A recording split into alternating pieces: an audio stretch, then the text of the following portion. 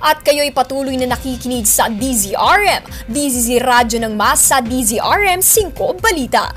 Bahagya muna nating ihinto ang programa at tayo'y makinig sa mga paalala.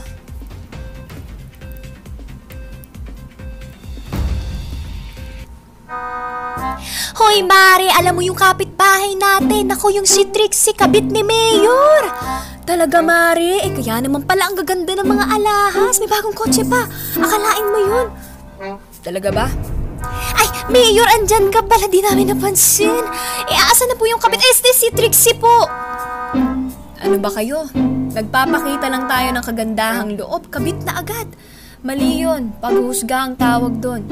Talagang malapit sa akin si Trixie dahil kapatid ko siya.